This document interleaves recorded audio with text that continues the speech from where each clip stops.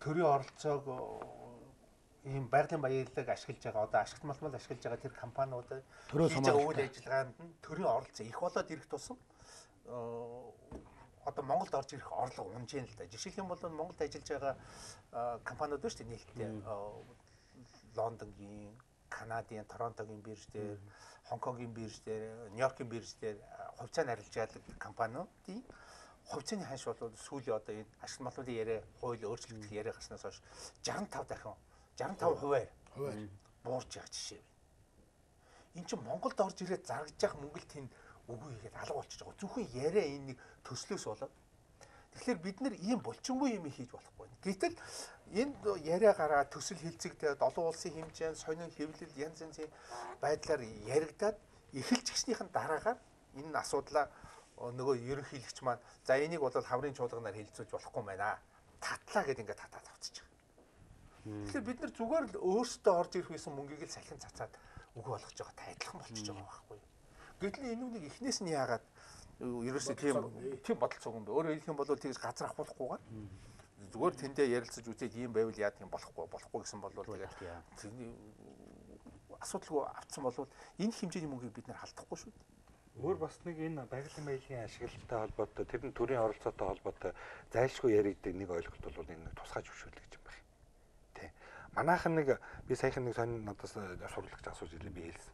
Юу гэхээр тусгай зөвшөөрөл гэдэг юмыг манайхан нэг хадны манга гэдэгтэй нэг айдлах.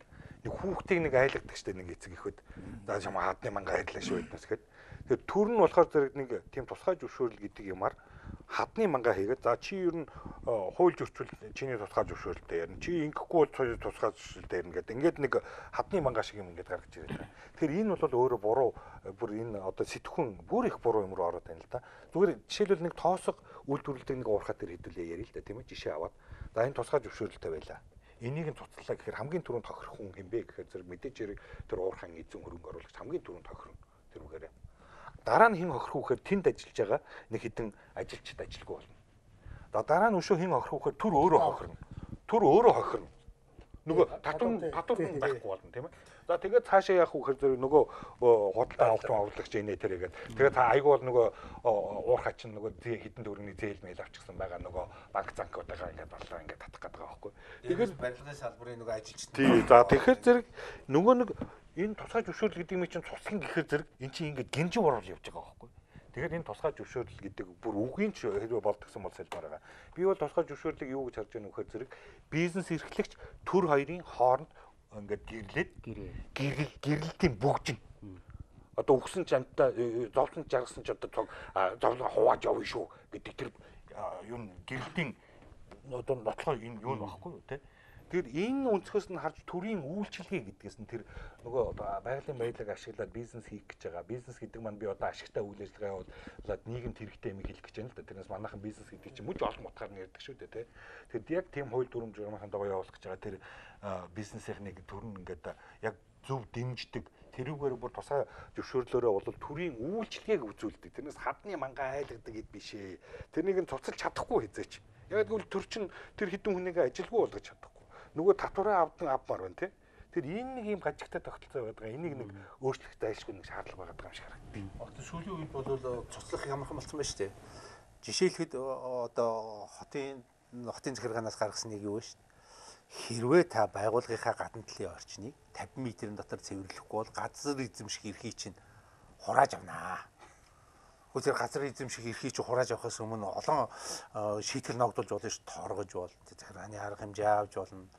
Энд чинь зүгээр сануулхаас ахлах хэрэгтэй байхгүй. Одоо жишээлбэл ханиа төрсэн үед нь эмч хүнд хөнгөнийг нь харгуулцахгүй бол антибиотик хамгийн хүндийг бичиж өгөөд байвал яг тэр хүнийг аална шүү дээ. Тийм мистасанд ороод хүнийг ална гэж тийм хордуулаад яг тэрнтэй адилхан юм хийж эхэлж байгаа байхгүй. Тэгэхээр бид нэр энэ үнийг гаргахаас өмнө тэр үнийг хилцгээс өмнө их бодож ямар ур уршигтай байх вэ? Юунд хүрэхгүй гэдгийг их л тооцож хийж гаргамаар байгаа. Уул уурхай дээр хүртэл одоо нөгөө Бат Эрдэнэ гишүүний санаачилсан урт нэртэй хууль өнөөдөр бол яагаад хэрэгжихгүй нэхлээр тэр ямар судалгаагүйгээр ямар ч тоо баримт хийгээгүйгээр тэр хуулиа батлаа тавьсан чи одоо тий одоо түүнийг хэрэгжүүлэх ямар ч арга вэ? Яг баахал яригдаад байдаг. Тэг хууль хэрэгжихгүй байхлаар өнөөдөр хүмүүс ямар хууль гараад хэрэгждэг биш гэсэн байдлаар асуудал хандаад байгаа байхгүй. Дараагийн нэг асуудал 90-ад оноос эхлээд одоо чадaltaй бүгдээрээ алтанд явцгаалаа л да. 2010 оны тоогоор л ихэд нийт 16 аймагт 61,000 гаруй хуваарь ашигт малтмал олборлагчид байна гэсэн. Энэ дотор мэдээж бас жоншны уурхай хуваарь үйлдвэрлэл эрхлүүлсэн хүмүүс л байгаа байх л та. Нин жанр гэж. Нин жанр. Тэгэхээр энэ нөхцөл байдлыг ер нь цаашаад хэрхэн зохицуулах ёстой юм бэ? Гэр бүлээр алтанд яваа, жоншинд яваад амьдралаа сайжруулсан ч бий бах, дордож доройтсон ч бий бах, үхэж өргөцсөн ч бий бах. Маш олон таагүй зүйлс бас сонсогдож байдаг. Энэ үйл ажиллагааг одоо яг энэ дээр яг төр иргэн хоёрын харилцан ойлголцол юм гарч ирэх ёстой гэж санагдаад байна л да. Би нэг дээр үед энэ зөвхөн Монголд гарч байгаа биш л дээ. Тэгээ бүр нөгөө 17 8 дугаар зуунд одоо нөгөө Америк ТV нөгөө хойд Америк тэгээд нөгөө Орос Морс орчин дамжаад ирчихсэн одоо тийм нөгөө нэг соёлын орлог илүү байгаа алтны галзуурлаж илүү тийм нэг томьёотойгоор явж байгаа тэр гарч байгаа үзэгдэл дээ. Тэр энэ бол яг чарга байхгүй нийгмийн цаана одоо өнөөдрийн байгаа нөхцөл байдлаас үүдэж гарч байгаа үзэгдэл юм байлээ. Тэр хүмүүсүүд бол одоо зарим нь бол одоо үнэхээр өөр боломж байхгүйгээр учраас тэр лөө ордог мөнгө орлого олох гэж юм тийм. Зарим нь бол илүү олзаа шиг хайж ордог тийм. Ингэх мэтлэн гээд. Тэр энэний бол хамгийн ихний ээлжинд бол наадах чи ерөөсөө ямар ч хяналтгүй зохион байгуулалтгүй тийм одоо олон мянган хүний бөөгнөрлийн дүүсэж байгаагаараа бол их олон том нийгмийн олон проблемуудыг үүсгэж байгаа байхгүй асуудлуудыг тийм. Тэгэхээр хамгийн ихний ээлжинд бол энэ улсуудыг ямар ч аргаар хамаагүй ямар ч үн цэнээр хамаагүй зохион байгуулалтанд оруулах хэрэгтэй байдаг. Зохион байгуулалтанд. Тэрэнд бол бусад орнуудын туршлагаас ингээд үзэх юм бол тэрэнд нэг жоохон илүү хүчтэй чадaltaй тийм албан бос лидерүүд байж байгаа байхгүй өнөөдөр одоо тэнд тэр нин жанрын чинь донд байгаа шүү дээ. Хин нэг хүн тэнд өдөрж байгаа байхгүй юу? Заавал өдөрж байгаа тий. Чи одоо тийшээ оч, чи тийшээ оч гэдэг. Тэрнийг нь албан ёсны лидер болгоод тавьчихдаг жишээлбэл. Тийм туршлага бол бусад олон орнд байна л да. Жишээлбэл одоо Бразилд нэг бүхэл бүтэн нэг уулыг тийм алттай уулыг ашиглаж байгаа нин жанрын тухай тийм нэвтрүүлгийг би нөгөө Discovery канал дээрээс үзчихсэн л да. Тэнд бол өстой ингээд хөдөлмөрийн юунууд хуваард гарчдаг юм билээ. Зөвхөн нэг хэсэг нь ухдаг, нөгөө хэсэг нь зөөдөг, дараа нь нөгөө хэсэг нь юу яадаг, нөгөө нуталдаг, боталдаг, тэрэмддэг, нөгөө алтаа ялгаж авдаг. Тэгээд ингээд тойрч сууж агаад за одоо нөгөө алтаа энэ алт маань ингээд тэд болсон шүү гэдэг. Тэгээд нөгөө алтаа зарах олсуудыг ингээд томлоод явуулж байгаа. Нөгөөдүүд нь бөөнөрөө банкнд очиад зараад тэгээд мөнгө авцраад тэгээд яг ингээд тойроо сууж байгаа ширээ шиг ингээд бүгдээрээ хэдэн мянган хүн шүү дээ. Тойрч сууж байгаа. Тэгээд нөгөө яг нөгөө нэг дотроо тэтмс чинь тогтсон журамтай болчихд юм биш. Тэгээд ингээд орлогоо хуваадаг тийм. Тэгэхээр тэрүүгээр тэр бүтцээр нь дамжуулж одоо тэр байгаль орчны талаар тавьдаг юм гэмт хэрэг гарахгүй байх одоо нөгөө бусад элдв нөгөө сөрөг үзэгдлүүд гарахгүй байх бүх тэр зохицуулалтаа хийх нөгөө бүтцээ эхэлж бий болгож явдаг юм лээ. Тэр хяналтын хатар. Тэрнийг л ихний ээлжинд хийх хэрэгтэй гэж ингэж бодод байгаа. Тэгэхгүй одоо болохоор зэрэг чинь л ерөөсөө нөгөө сонгуул болохоор зэрэг нөгөө сандын аавна гэдэг улс төрчид очиад үгүй тэгэлгүй яг нэг гой сайхан дүрм журам гаргаад өгнө гэж амлдаг. Тэгээд нөгөөх нь гарч ирсэн ч юм байдгүй. А нөгөөд бол сүүлдээ одоо ийм албан ёсны лицензтэй зөвшөөрлөлтөд уурханууд руу ороод одоо сүүлдээ энэ чинь бүр айгүй том асуудал болж штэ тийм мөргөлдөөнд хүрч байгаа юм. Энэ дээр бол одоо төрийн нин даруй одоо энийг бол зохицуулах юмнуудыг хийх хэрэгтэй.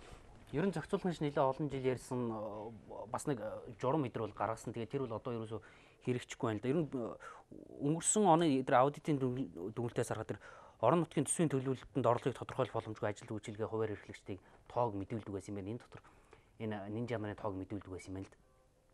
Тэгтэл одоо бүр ингээд тоо баримттай зохион байгуулалттай болгоно гэж бидний ярьж байгаа хэсрэгээр одоо 2011 оноос ашигт болмолын газарт энэ тоог ирүүлэх болсон гэж байгаа байхгүй. Тэгэхээр тэр нинжа гэдэг бүлгийг тэнд нь тэр чигээр тэгээд дийлэхгүй Монголын төр хүчрэхгүй дийлэхгүй зохион байгуулалтанд оруулж чадахгүй нэгэд орхиж байгаа юм уу? Аль эсвэл дотроосоо одоо саяны ярьдаг шиг овгорууд нь удирдаад өөрсдийн зохион байгуулалтанд оргоод орхиж байгаа юм уу? Энэ байдал нэлээд эргэлзээтэй байдал үргэлж байна. Энийг бол хөхүүлэн дэмжиж өсгөх хэрэггүй юм байна. Миний бодол шүү дээ. Энийг аль болохоор багасгах хэрэгтэй, бүр даашаа хаах хэрэгтэй. Энэ бол өнөөдрийн байдлаар явж байгаа байдлыг харахад ерөөсөө л энэ бол хулгай. Яг хулгай гэж хэлж байна гэхлээр одоо ард түмний өмчийг хэрвээ тэр хүн ашиглаж байгаа бол заавал төлбөрийн төлөх ёстой. Татвар хэлбэрээр. За байгууллага бол одоо лицензтэй зөвшөөрөлтэй байгууллага ариалти буюу ашигт болбол ашигласны татвар гэдэг. Дээрээс нь орлогын албан татвар төлөлт. За тэгэл явж өгөндөө нөгөө олон татварууч усных гайл, газар ашигласных гайл тэгэл маш олон татвар төлж байгаа. А гэтэл энэ нийт нар бол нэг ч төгрөг улсын төсөв төлөхгүй байна. Энэгээр энэ бол хулгайтай адилхан нэг хэрэг. Хоёрдугаар нь жишээлбэл энэ хүн одоо уулын инженер болохын тулд 5 жил сурч. Би геолог болохын тулд 5 жил сурсан. Тэд нар ч бол хайгуулаа хийгээд олборлолтоо хийж байгаа. Өөрөөр хэлбэл битэрийн 5 жил ингээ 10 жил сурсан юу тэр хүн бол ерөөс ямар ч асуудалгүй тэр сурч байгаа. Жилийн хүний уурхад ороод. Тий. Үгүй уурхад орсон та биш. Тий. Энэ дээр ямар бид нар яагаад 10 жил сурч байгаа юм бэ? 5 жил сурч байгаа юм бэ гэхээр бид нарт чинь тэр цианид натрий гэж юу юм? Мөнгөөс гэж юу юм? Энэ ямар холбогдолтой? Энийг ч бүгдийг таниулж мэдүүлдэг нэг. Хоёрдугаар нь чи байгалыг хайр чи байгальтай их эргүүлээд нөхөн сэргэлт хий гэдэг бүр хичээл болгоод бүхэл үзээ тэрийг шалгах. Чи хүссэн үсээгүй тэрийг уншиж шалгалт өгч таа. Энд толгойд шиг юм үлдэнэ. Нэгдүгээр. Хоёрдугаар нь би нэг жишээ ярил л да. Иванов гэж одоо манай эрхүүгийн багш байсан. Тэгээ бид нар дадлага хийгээд бүгдээр сургалтын дадлагалдаа хийж явж байгаад тэгээ би одоо нэг мундаг хүн болох гол нэг чулуу зохиол нөгөө дээжийг авсан чи хажуутлаас гараа суугч татаад чи нь яаж байгаа юм? Чамтай адилхан 30 оюутан 30-уулаа энэ чулуунаас цогцох юм бол юу үлдэх юм? Чи хажууд нь байж байгаа зөв унтсан чулуугаар аваад харалтаа наад чи яг адилхан шүү дээ гэж хэлжсэн. Тэгэхэд толгор юм орж байгаа байхгүй нэрээ шүү дээ. Тэгээ байгалыг ингэж хайрлахыг зүгээр л тэр хүн зааж өгч байгаа байхгүй. Энэ бол явандаа тогтно. А гэтэл тэр улсууд чинь яг үгүй өнөөдрийн бор хоолоо одоо хоол ундныхаа төлөө тэр байгалыг бол ер нь гарсанд нь хайж шүү дээ. Юу байгаль хамгаалах. Өөрсдийнхөө гаргуундаа хайж байгаа хүн яаж байгалыг хайрлах юм бэ? Тим сэтгэлгээгээр хандаад байгаа.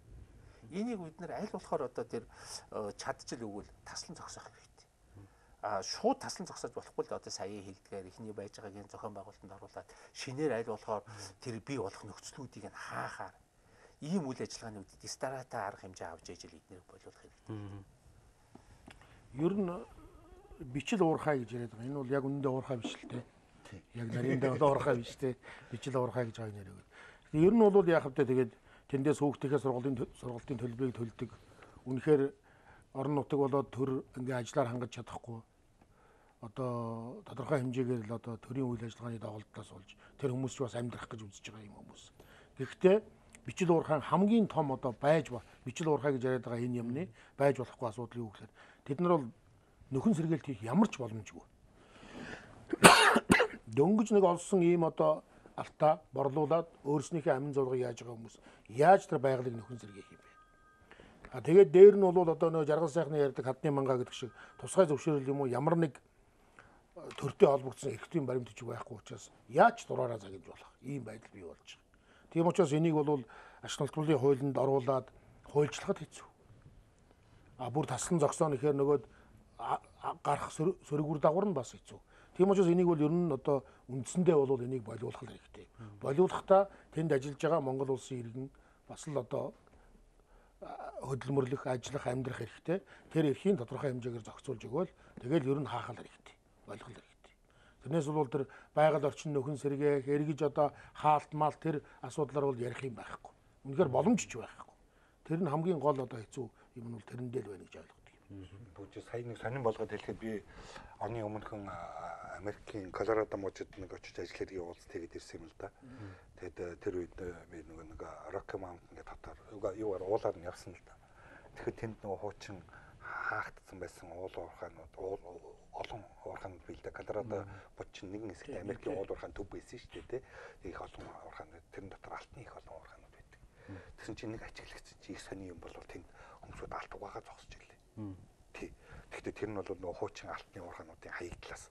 Яасан гэхээр тэр нөгөө алтны үн нэмэгдсэн. Тэгэнгүүт тэнд сайхан алт угаагаа зогсож илээ.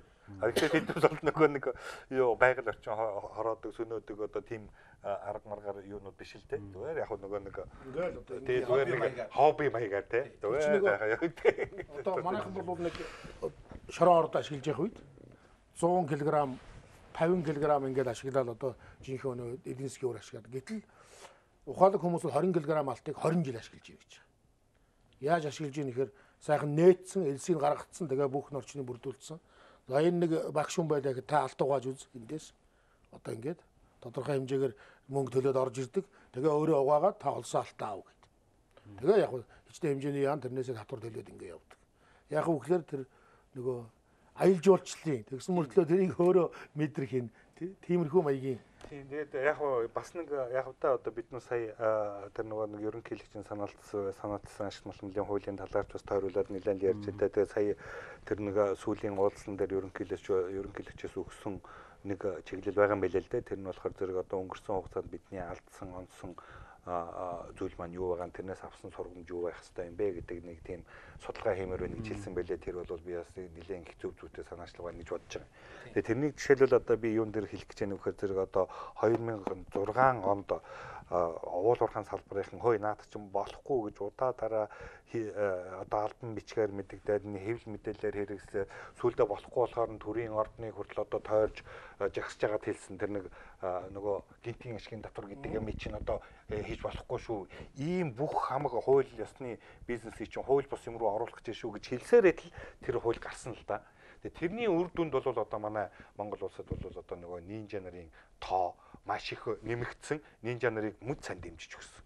Өөрөөр хэлбэл нөгөө албан ёсоор юу яаж байгаа алтаа холборлоод ингээд нөгөө хуучин нар бол одоо Монгол банкнд худалддаг ийм журамтай байсан. Тэгээ худалдах гээд очихоор зэрэг чиний энэс орлогоос чинь би 69% татвар авна гэдэг ингээд суухаар зэрэг одоо хүн чинь ингэдгийг гэсэн шүү дээ. Нөгөө өөх юмаа бодохоор зэрэг 13-аараа ингээд юу нэг багцаалж хардгийг гэсэн. 13-оос энэ байхгүй болохоор гайгүй харагдаад, энэ байхгүй болохоор бас гайгүй харагдаад, энэ байхгүй болохоор бас гайгүй харагдаад. Инхээр зэрэг л за эн чинь юу болно гэхээр зэрэг харин 10 олсон нөгөө 10 доллароос нь 69 буюу 7-ыг нь авна гэхээр зэрэг иймийг үлдэх гэдэг юм л доо. Тэгэхээр энэ маань тэгэхээр нууц байдал бол орж ирдэг. Одоо нөгөө нинженераар дамжуулаад ингээд орчдөг те. Тэгэхээр энэ бол бидний хувьд бол айгүй том сургамж болох хэвээр. Бид гэдгийг би Монгол улсаар яриад байна л да те. Манай уул уурхайхны хувьд бол нэг бид бол тэр нэг тэрэнгүү урьдчилаад хараад ийм болох гээд шүү гэж хэлээд байсан байхгүй те. Тэгтэл бол үнэхээр туршлагуудад одоо тэр нэг бол гарсан үр дүн нэм юм болоод байна. За баярлалаа. Бид энэ удаа байгалийн баялагийг ашиглахад иргэд төрийн оролцооны талаар ярилцлаа. Иргэд хэрхэн оролцохын, төр яаж оролцохын, өнгөрсөн хугацаанд төр оновчтой сайн зохицуулт хийж чадчихсан юм уу? Бидний онсон зүйл юу? Ер нь ашигт малтмал гэж юу? Бид яагаад ийм өнгөцхөн алт зис нүүр гэсэн тоотой хэдэн бүтээгдэхүүн дээр яриад идэгэн байгалийн баялагаас бусад өргөн хүрээтэй харж бусад баялагаас бас мөнгө босгох, бизнес хийхийн боломжууд юу байдгийг гэсэн нэлээ өргөн хүрээг хамарсан асуудлуудаар ярьлаа. Бидний энэ ярилцлага цаашид үргэлжлэх болно. Илүү наривчилсан сэдвүүдээр үзэгчдэд төрөх болно. Эсвэл төрөлцөн ярьж үзэгчдэд мэдээлэл солилцсон та бүхэнд баярлалаа. За баярлалаа. Амжилт хүсье.